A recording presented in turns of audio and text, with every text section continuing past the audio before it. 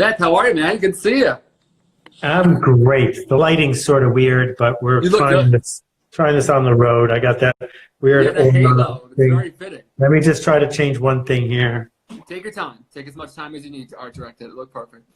My guest tonight needs no introduction, but Seth Godin, who is the man. He's been on the show before, founder of the altMBA, blogger, entrepreneur, and author.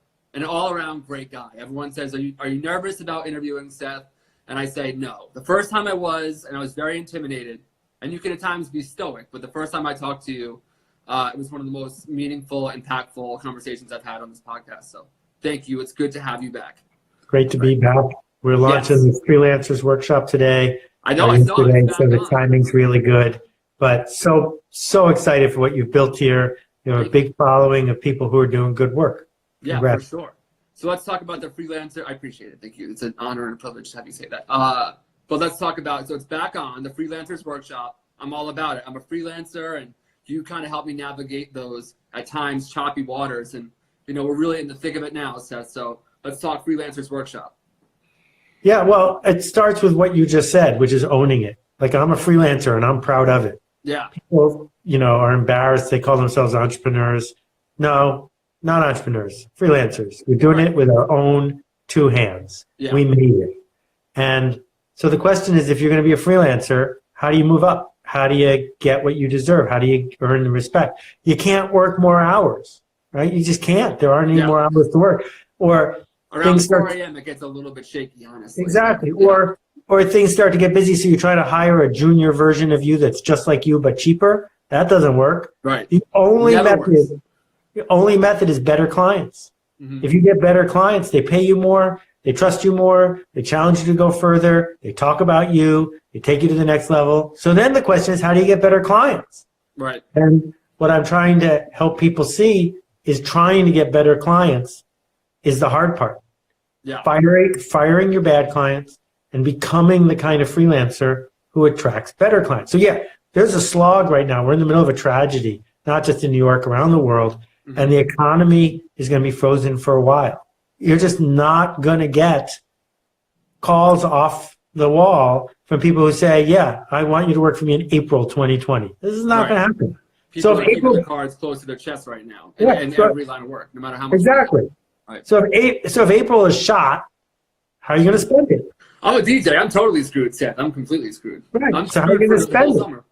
I think you ought to spend April becoming significantly better at whatever it is people are hiring you to do.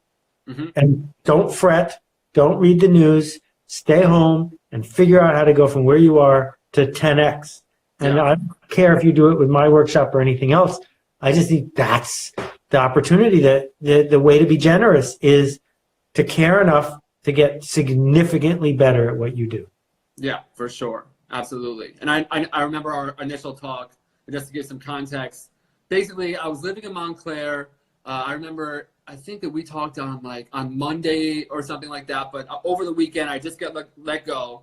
I was kind of just ahead of myself a little bit, applying for big jobs and falling short of the mark. And basically, and the short of what you said was that I need to just focus on the craft, focus on the output. I think you said that if I design Girl Scout cookies, one box every time.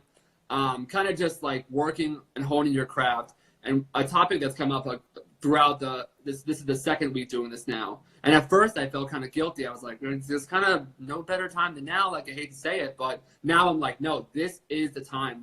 You asked for it. You said you wanted the time to work on your book, to set it. Here is your runway.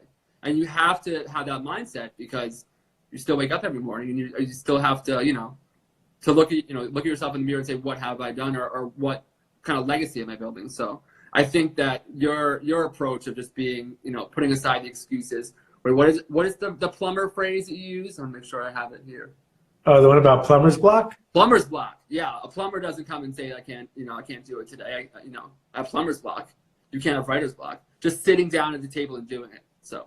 Yeah, and all of this work I'm really doing for the me of 1988.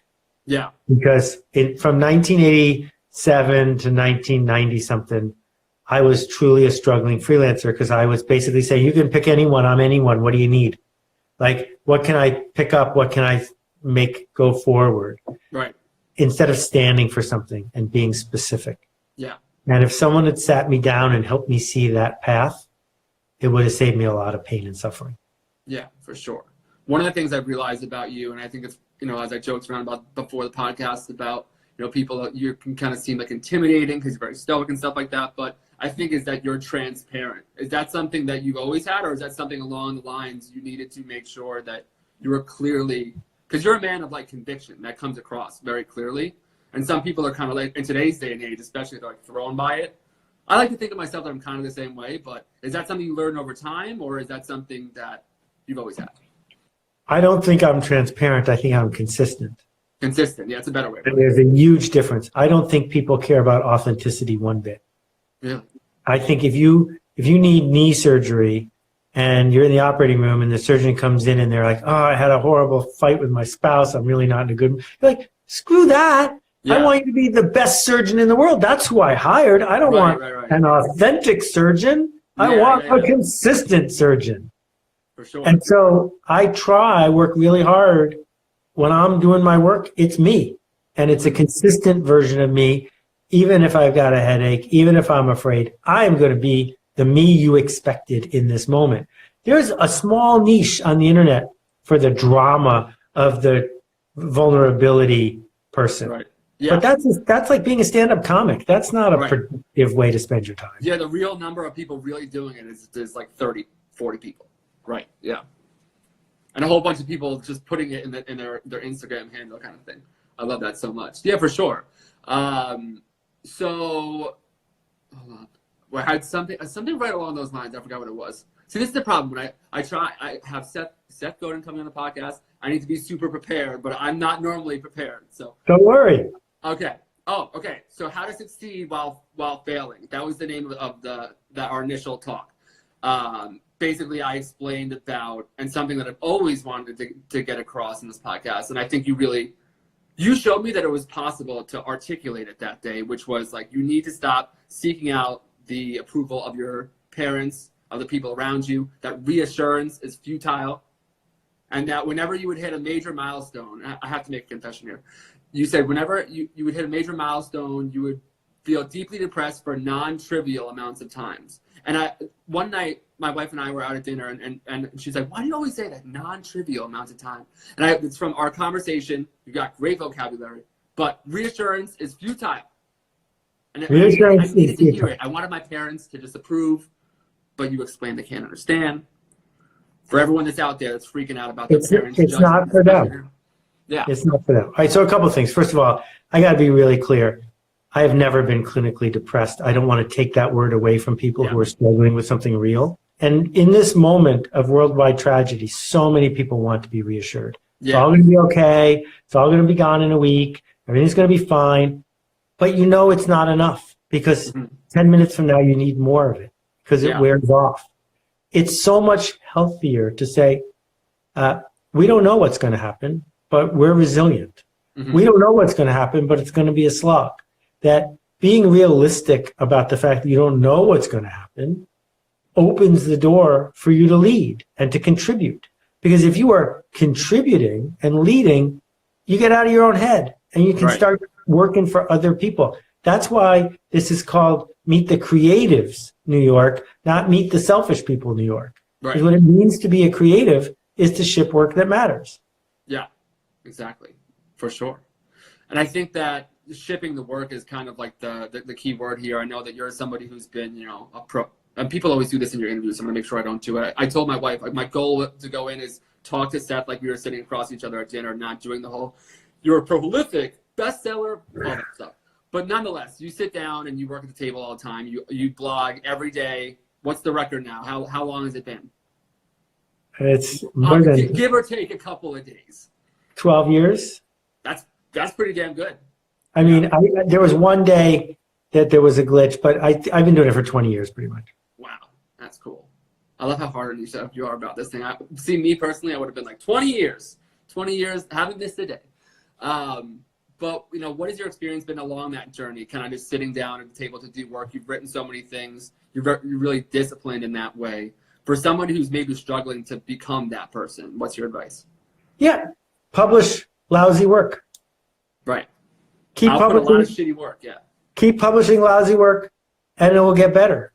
But if you don't publish lousy work, it won't get better. Mm-hmm. And there's an album that's not easy to find of Billy Joel's original demos. Oh, really? And if you listen to them, they're terrible. They're terrible. Yeah. What business did he have showing up in the recording studio at all? They're terrible. If you listen to the old demos that Crosby, Stills, and Nash did, the giant supergroup, their second gig ever was at Woodstock, right? Yeah. The demos, they're out of key. They don't work. The Beatles have I love the Beatles. They have a lot of shitty songs. I'd say half their songs are below average. Yeah. There's whole albums that are below average. We could start tossing out CDs. Absolutely. Right. And so, JR, I'm not messing with Billy Joel. I'm honoring Billy Joel because the idea is Billy Joel cared enough to show up again. Right. That's the point. It's not selfish. It's generous. Share enough, care enough, do it again. And if you don't have any skill, go get more skill. Right. Skill is acquirable. I don't care about talent. I think talent is mostly a myth, but skill is something you can get. Yeah. You could always learn something new and then work on that skill. I talked to Christoph Niemann on the podcast, and he's works for the New Yorker, and he's high output, similar to you in that way. And I said to him, he said that like sitting down and like working at getting better every day it may take longer than you expect it to, but it will always surpass natural talent, because natural talent implies that you're not really sitting down at the table to do the work. So eventually someone's going to outwork you. It's like push-ups kind of thing. It has to be every day. So Jesus Christ, how many how many cliche things did I put in one podcast? Okay, good. My cousin Caleb, I'm going to take some questions here. Is the secret volume? I think so, right? I think so. Well, no, I think volume is a tactic. The secret is the practical empathy of realizing that if you want to be creative just for you, it's a hobby. And if you want to be creative for other people, it can be a profession. Yeah. But you don't know what they know. You don't want what they want. You don't believe what they believe. And so you've got to do it for other people. You are in a genre. You might not want to acknowledge you're in a genre, but you are. Right. Yeah. And so your work is going to rhyme with the work of someone who came before. That's part of what it means to be a professional. Yeah. And if you commit to being a professional, one of the tactics is to make small promises, keep them, make more promises. So when I started my blog, it was a lot like when you started your podcast. The first week, fewer than 10 people read it. How could it be any other way? For and sure. 2 months into it, it was still 100 people. Yeah. Should I have waited until I had 10,000 readers before I started my blog? That would have been impossible. Right. And then you gain that momentum from each one. Like I hear like my early podcasts, like with Debbie Millman and stuff like that. And I just have this kind of like academic tone, which is really inauthentic to who I am as a person. Whereas now it's like I kind of just, wave my freak flag and myself. And sometimes I hear it back. I'm like, oh, it's too much, or it's too much of this. But if I don't like it, it's probably a good indication that I'm being authentic and I'm being myself. So when you have every episode and you show up, this interview is going a hell of a lot better since the last time I talked to you. Hopefully. That being said, though, I've also done like 100 podcasts within that, and I get great joy out of seeing the difference. So just showing up every day is so important. So let's see if we can get some of these. Let's do a shout out to Jeff Goins, who's here. Nice. Successful author, brilliant thinker, good guy. Thanks for coming, Jeff. Open invite to come on the podcast. Any friend of Seth Godin is a friend of mine, and I don't say that about a lot of people because I've said that before. And next thing you know, it's like, hi, I'd like to introduce you to this. And you're like, oh my God. Okay, so what about people, and I know all this, this sidebar here. I know all this, but what about people who are going to say about, Seth, I'm at home, I don't have the right equipment, I don't have a MacBook Pro, that I can't get Adobe, I'm not going to, I have a Chromebook, I don't have a good enough camera. Yeah. Give it to me. Let's go all the way back to Karl Marx, okay? 150 years ago. he pointed out that the person who owns the means of production is going to come out ahead. If you own the factory, it's better than being the worker. Mm-hmm. And Adam Smith said the same thing. If you were a professional pin maker, you could only make 10 pins in an hour. The pins in your shirt, 10. Right. But with a pin making machine, someone with no training could make 5,000 pins an hour. So the machine creates the value. Own the machine. So here's the question. What's the machine now? The machine is the one you're holding in your hand. You have the same machine that they have at every high-tech company. You have the same machine as everybody else. It's a phone, it's a computer, it's a communications device. Yeah. And if you need a better one, when your library reopens, they'll let you use a better one. Right. That's not the issue. That is not the issue. If you think you're going to make it as a photographer because you have a better camera than me, no, that's not what's going to happen. Yeah. Owning a camera does not make you a photographer. It makes you a hobbyist. What makes you a professional photographer is you take pictures for a living. Yeah. How do you take pictures for a living? Mm-hmm. Take them to people who want to buy them from you. That's how you do it. Now, does that mean you get to take whatever pictures you want? Absolutely not. Does that mean you get to take pictures like everybody else takes? No, because if you're taking pictures like everybody else takes, they'll just take them without you. But if you have a specificity, a peculiarity, if you're able to show up in a place where you are the one and only, right? Have earned Jarvis type something. Character or someone like that, right? Yeah, right. Chase Jarvis, great guy. What did Chase actually have? The nicest guy. We both nicest guy. Good network we got going on here. Chase is a professional's professional, and he's made a ton of money. But more important than that, he's changed a lot of lives. What tools did Chase Jarvis have access to that you don't? Not one. Right. And initially, it just came from, I think it was his forgive me for not getting it perfectly correct here, but I think it's like his grandfather passed away. Great book, by the way. His new book is amazing, Creative Calling. Sorry to just plug somebody else's book on you, but anyway. But, you know, he talked about, like, it kind of just fell into his lap, and he did it every day. And, again, the same thing you were saying before, so that's good.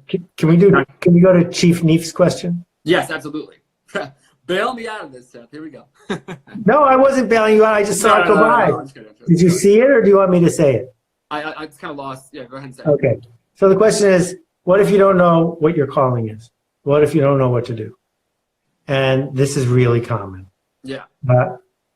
No one has a calling. When I was 5 years old, it did not come to me that one day I would be some internet guy. They didn't even have the internet yet. Right? No one has a calling. We do something and then we pretend it's our calling, not the other way around. Yeah. And if you are waiting for an engraved invitation from your subconscious, it's not going to show up. What Pressfield would agree with me on is this is resistance talking. That if you keep jumping from thing to thing saying, well, it's not my calling, well, that's a way of hiding. So here's the way I propose you get around it. It's a simple tactic. Next time you get to the supermarket, even if you're under quarantine, buy one of those 6 packs of popsicles. It doesn't matter if they're lemon, orange, any of the good flavors. Red, white, blue, come on. Those are fine. Those are the best. Eat 6 of the popsicles and then dry out the sticks. Okay? So now you're going to write on each one of the sticks one of the things you think you could do.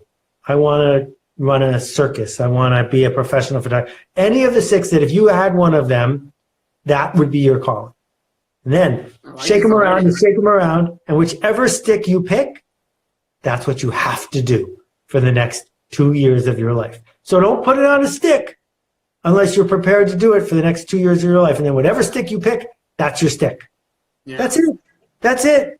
We're done having this conversation. We don't need to talk about it anymore. I love it. Not you and me, you and your psyche. Right. Yeah, totally. Yeah, and I think that just setting the intent can be so much. I mean, so people say, like, how do you reach out to this? Like, how do you get in touch with this person? I could send you what I write. It's very clear. The same thing I sent to you was copy and pasted, but the intent was the same. The intent was the same, and it's like you don't have to. It's the movement on it. It's not what you write in the email. It's the fact that you type in Seth Godin, whatever your email is, and then hit send, and then hope for the best and take video out of it. This one, I am not with you on this. I'm not with you on this. Okay, good. Why? In the podcasting fellowship, which is another one of the workshops we run, right? We say we need you to make a list of 10 people. And the 10th person is the home run get. It's Oprah, right? Whatever. It was you for a while, honestly, which is kind of cool. Thank you. And then we say, who's the person you got to get her? And who's the person you got to get them? And keep working your way up. From number 1 is your sister or your next door neighbor. And number 10 is Oprah. Show me the chain. And what usually happens is one of two things. Either the chain has a huge miracle in it. Right? Like person number 9 is my state senator. And person number 10 is Barack Obama. Right? Like, no, Barack Obama is not going to give you an instant yes because you interviewed the state senator. Sorry, you need a more realistic one. Or I've tried this before. You are right. I've done it. I've tried, and it doesn't always work. And then you feel like a real piece of shit because you're like, I don't even know if I really wanted to eat. Like, because on that interview, it never hits like you want it to because this was early on. This is very early on. But I did though, and I'd be like, oh, if I interview that person, then I'll be on this person's radar. And then it didn't happen, and the interview kind of sucked because it was like. But now I just reach out to people I really want to talk to. Well, but also the point I'm trying to make is I didn't say yes to you because you wrote a good email. Right. I said yes to you because of what you had done before you wrote me the email. Yeah. And so most of the time that people fail, it's not because there's that leap between 9 and 10. It's because they refuse to do 1, 2, 3, 4, 5, and 6. Yeah. They want to just go straight to number 7. Yeah. And so don't talk to me about hustling people. No one likes to be hustled.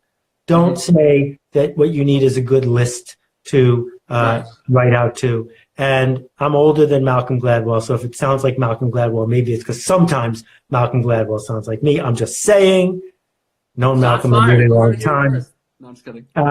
But anyway, the point is you earn it. And social media is not the point. Social media is a souvenir of the work. Yeah. But you got to do the work. Here's the thing I got to tell you about social media. 2 things. 1, friends are not your friends and likes don't mean like. They just are little symbols. And number 2 is social media has persuaded us to play their game so they make a profit, not so that we get what we want. Don't make your life about winning at social media because if you win at social media, you don't get very much anyway. Yeah, for sure. My dad's hype. My dad's like, I won tonight. My dad's like very conservative. As you can imagine, it's great at Thanksgiving when the artsy son comes in. My dad's very conservative, but he's like, oh, and I told her, and I'm like, Dad, they're running ads against you. Mark Zuckerberg is counting up money right now. Like you're just generating revenue for Facebook. He's like, no, I'm standing my ground. It's like, no, you're in your insular bubble, and you're kind of like a hamster running on a treadmill, and that treadmill is making Mark Zuckerberg money somewhere. Sorry, this probably won't say well with all my Facebook friends, so moving on. Let's see some other questions in here. Any that you want to pick out? Well, the guys from Riverwood Acoustics, if I'm remembering, make a really cool piece of stereo equipment. Cool. And selling luxury goods during an upcoming recession or depression. So let's understand, what's a luxury good? A luxury good is not something that is better. That is got a different name. A luxury good is something that costs more than it should. And people buy things that cost more than they should because they cost more than they should. That's why you go to Hermes. Hermes does not make a more reliable scarf or a better saddle. They make a saddle or a scarf that you can tell your friends you bought from Hermes. That's its value, is that it costs more than it should. Right. Which means it's easier to sell luxury goods when there are more people who are trying to use money to impress the people around them. Yeah. And if you believe that the economy is going to contract, don't sell luxury goods. Sell hold on to something else. Right. And resilience means being flexible enough to make it through a slog. And this is going to be a slog. And you can try to pretend it's not a slog. Some people are going to get away with that, but not most. Right. Because it's way easier to ski downhill than uphill.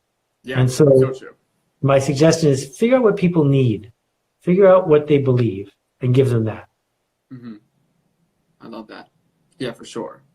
And then weirdly enough, I feel like I've had, the loss of my brother-in-law, and I've had a lot of like trauma and stuff happening, over the trauma is always a weird word, but I've got a lot of hard licks in the past couple of years. And I feel like in a way, just in layman's terms, it's been kind of fucked up for a while now. So I'm kind of like, I'm used to this. But there's a lot of people I'm seeing that are kind of living this lifestyle based on something, and they're going to have a lot of change and a lot of, you're talking about luxury and stuff like that. All of a sudden, you're not going to be, people are going to have to make sacrifices, and I think a lot will be kind of exposed. But if this is kind of your first time that you've really been rocked by something, and this has happened on a global level from all over the world right now, what is your advice in regards to being resilient? How do you be resilient when you're having a hard time, getting out of bed in the morning, or a hard time, how do you keep the hope when there is not a lot of light, if that makes sense, because I've been there before. So I used to get seasick on big boats, and I dealt with that problem by not going on big boats. Yeah. But the reason you get seasick, if you get seasick, is because you are willing the horizon to be flat like you're used to. Yeah. And the reason that sailors don't get seasick is because they know that the sea is moving. And they have trained themselves to expect that the sea is going to move. That is what it means to be resilient, is stop willing and wishing the world to go back to this perfect thing you remember. Yeah. It's not going to for a long time. And you were all complaining back then anyway. That's my thing. Oh, we can't wait for things to go back to normal. You were all bitch moaning and complaining about Trump and about everything just before this all happened. I love this notion that we lived in some perfect world. Right. Like, January was a shit show. People have such short-term memory and make everything so nostalgic and beautiful. I hate that word normal. It's been bothering me. Do you feel the same when you see that? Well, it's always normal, right? This is pretty normal. When people say, when is it going to get back to normal? The answer is, this is normal. Yeah. This is always normal. That, when I spoke to the newspaper publishers of America 20 years ago and explained to them in detail how newspapers were going to disappear, they're like, we'll outlast it. We'll get back to normal. Yeah. No, normal is going to be different. So a resilient creative says, oh, well, this is the way it is now. How can I be of service? Yeah. Who can I help? How can I show up in a way that I can make a promise to someone who needs to hear it and keep that promise in a way that they'll want to pay me to do it again? Right. And that's how you become a professional. And so if you are used to making a living as a touring musician, for the next 4 months, you're not going to sell one ticket.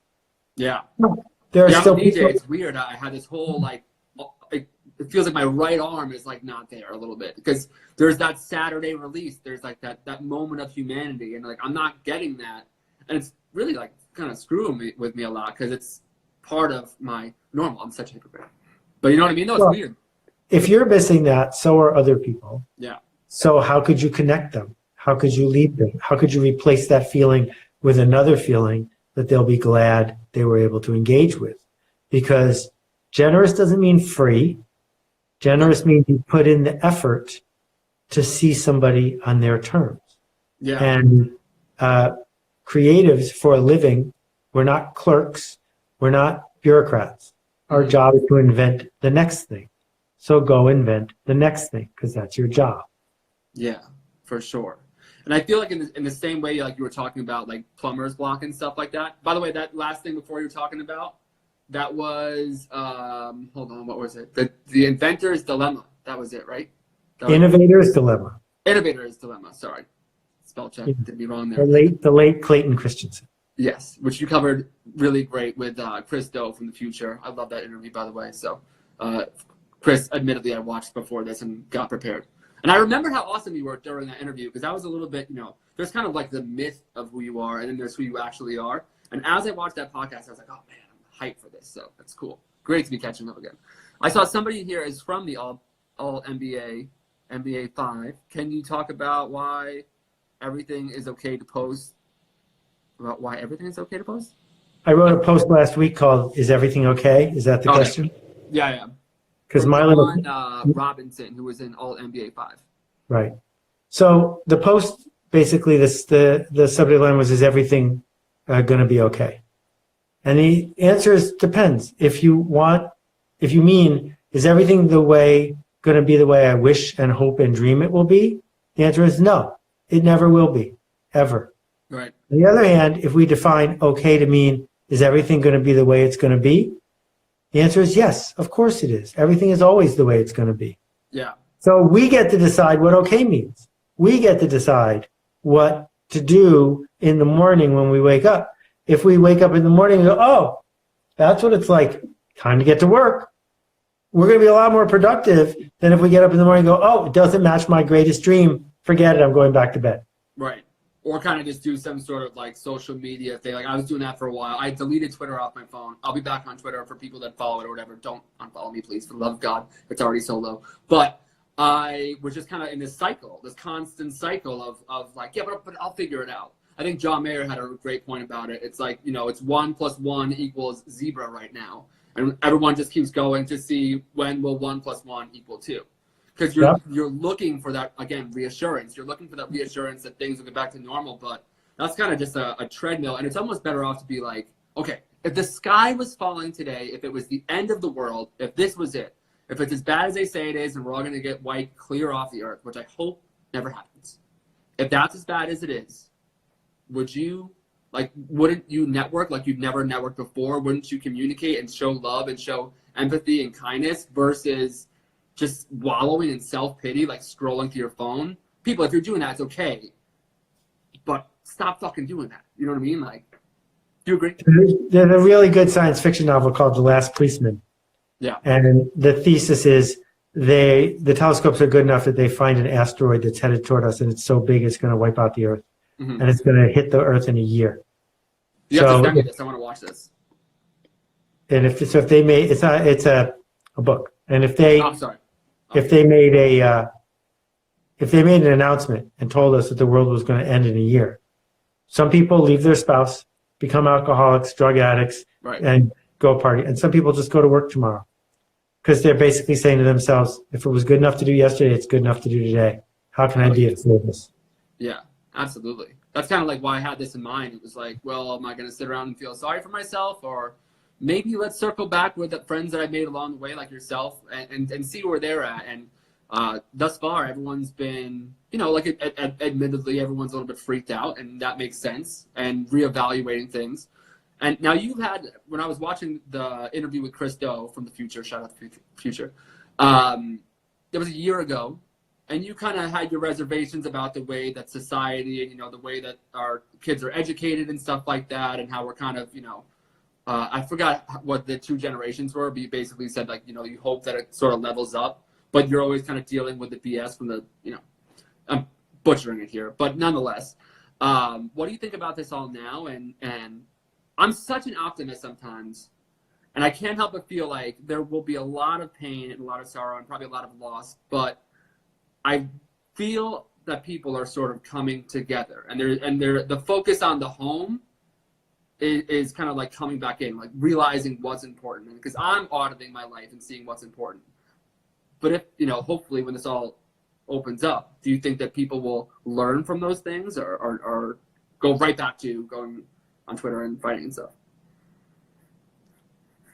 The power of the modern marketing industrial complex combined with the power of the modern educational industrial complex, combined with the dark patterns that have been put into place to reward the worst angels of our nature for profit. Right, yeah. They're not going to be easy to overcome. Mm-hmm. And yeah, there's that for sure. The only thing I know is we can't change 1 billion people. We can't even change 1 million people. Mm-hmm. But each of us might be able to change 50 people or 100 people. Mm-hmm. So, at Akimbo, we've got more than 20,000 grads, 4,800 people graduated the altMBA, drip by drip, and then those people change other people. That's all we can do.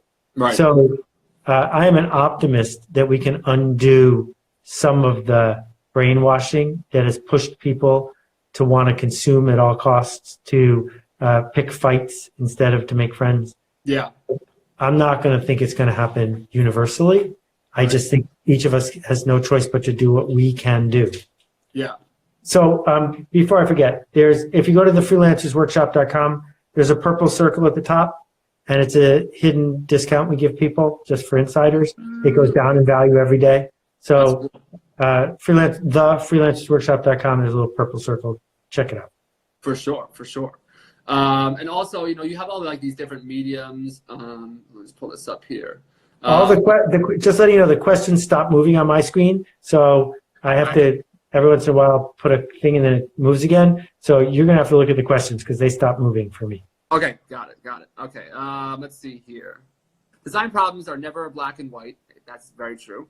Though attempting to solve the problem, you'll often find and begin to define the problem. Do you agree? Right. Is that a quote from you? I feel like people, do people ever, like, has anyone ever sent you like a tattoo or something like that of a quote or something like that? There's got to be one. Come on. A tattoo? Yeah, a tattoo. 2 people named their kids after me, which I thought was fantastic. Wait, they named the kid Seth Godin? Or was their last name Godin? They didn't do the Godin part. Anyway. Oh, just Seth. Okay, that's a lot more. I thought they went like first and middle. No, that would be spooky. Anyway, I think what someone was doing was queuing up a question without putting a question mark at the end. And basically what they're saying is the reason we do this, the reason we're creatives is because there isn't a right answer. The minute there's a right answer, you're a clerk. Okay? Right. So look forward to the fact that there is no right answer. Look forward to the fact that there is no clear path forward.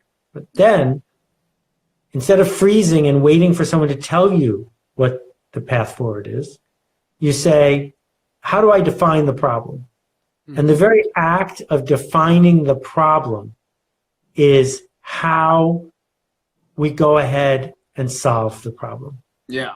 So, if we think about the Norman door, which is a super famous idea from a writer who has argued that design is important. His book, The Design of Everyday Things, goes into it, Don Norman. Right. And a Norman door is a door that should tell you without words whether you should push it or pull it. Because it's a tax on all of us to have to guess every time you come to a door what we should do. Think about all the time that's wasted. So what did Don Norman do? Well, what he did was he figured out the question. He didn't come up with how a Norman door solves it. There's 100 ways. But first he started by saying, shouldn't a door announce to its very design how to use it? That's part of the process of designing anything. Coming up with the question helps you get 90% of the way there. Right. And then having empathy for people that have to then deal with that problem. Right. Yeah. For sure. Yeah, that's something that I've kind of learned with this podcast is it's like when you're in school for design, especially in the branding space, it's all, the new people that are just coming into the program, they're always talking about logos and they're talking about how the importance of logos and about, and then as you go through design school, you kind of learn that it's not so much about the logo, but the problems that business is trying to solve. And you're an expert at this. The fact that I'm even taking up airtime here makes me feel uncomfortable. Great. Damn it, I said I wasn't going to be fanboying and I already did it. What is your, okay, wait, I had a question here. Good. ADD, here we go.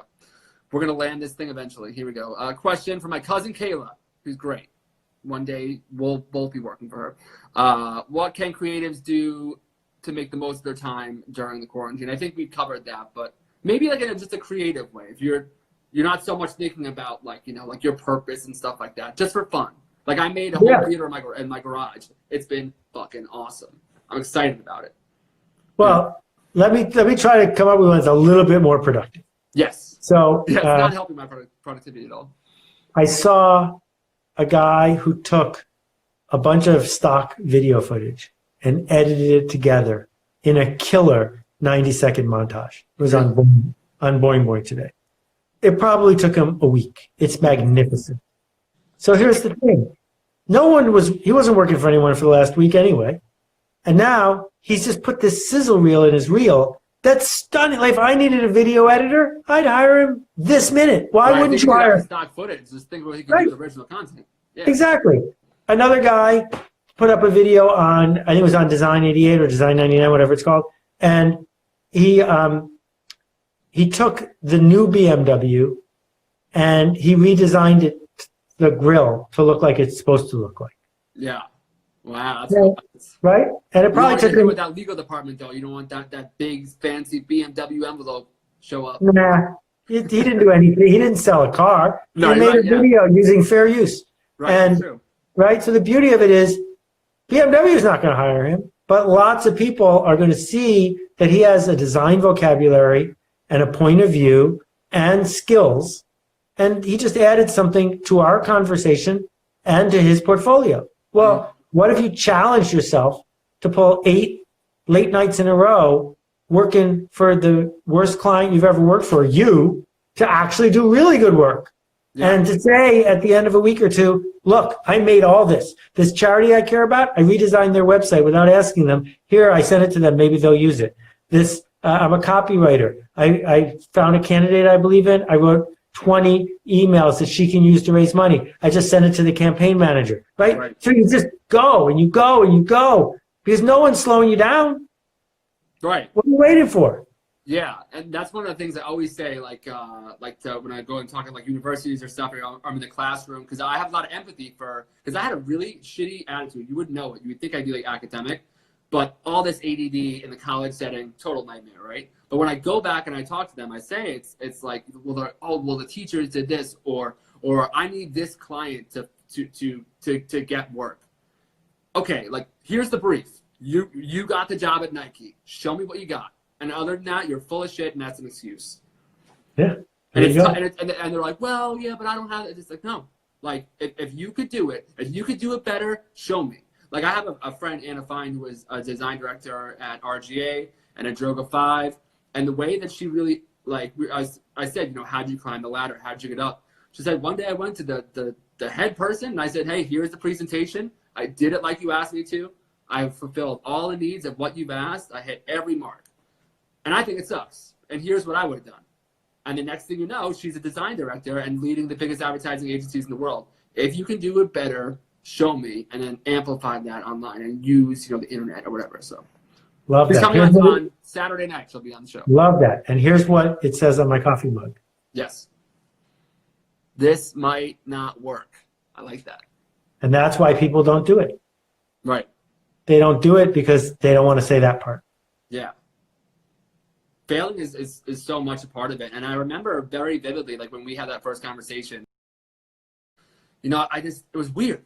I had nothing. It was like, sorry, I have 20% battery remaining. I got off of that call and I went back to my crappy apartment and I didn't really have a lot. And I kind of just like continued to go down the road. But I wish I failed more because there was so much ego tied. There's so much like story. Like you kind of have to edit your story of like, what are the things that are limiting you? Because 9 times out of 10, it's yourself.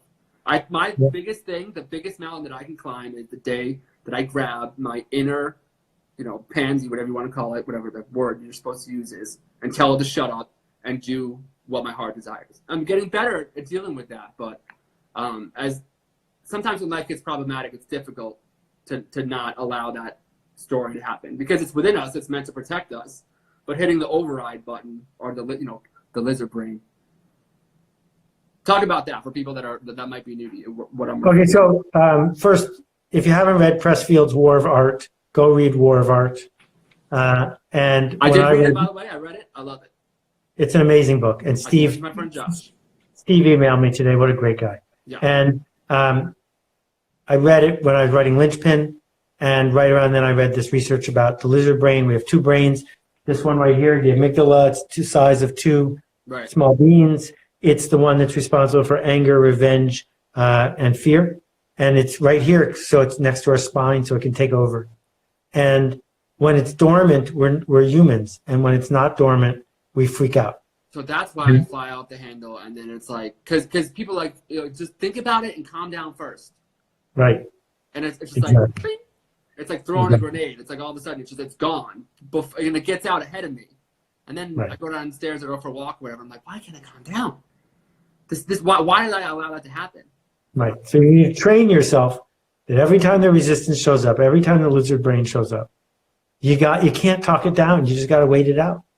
You got to wait it out, right? So people asked about the mug. Lori Coop, a brilliant potter. I hired her to make 200 of these, which we gave to people in the Kickstarter that I did years ago. Yes. So on this side is the lizard for the lizard brain. Oh, nice. And on this side, on some of them it said linchpin, on some of them it said this might not work. And so there's only 4 left in my office. I'm hoarding them.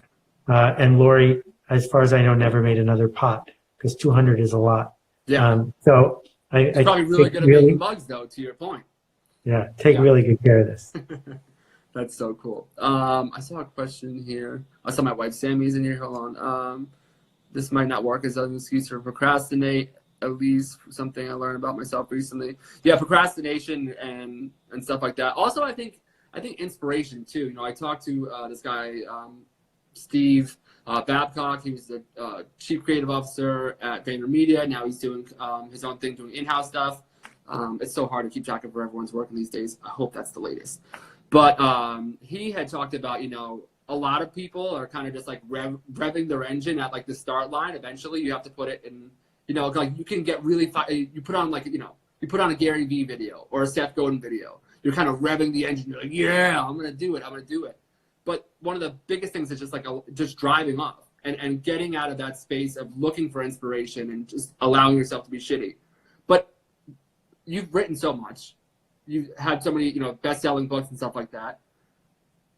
Doesn't that require a lot of time allocated towards finding out who like the best writers are and learning from that? Like, where do you hug that line of like recreational activity and like learning, and then something that will actually inspire you?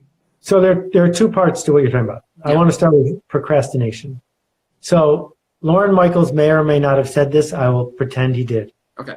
Saturday Night Live does not go on at 11:30 because it's ready. It goes on at 11:30 because it's done. Because it's 11:30. 11:30, right? Yeah. Yeah. That's it. For sure.